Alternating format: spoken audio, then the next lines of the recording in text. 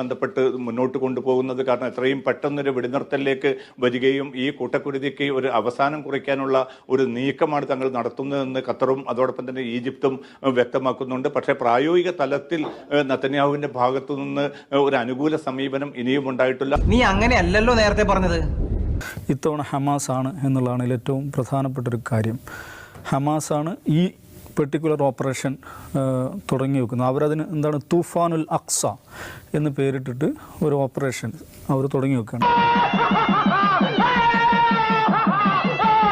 ദിവ്യ, വലിയ തോതിലുള്ള ക്രൂരതകളാണ് ഈ പിന്നിട്ട ദിവസങ്ങളിലൊക്കെ നടക്കുന്നത്.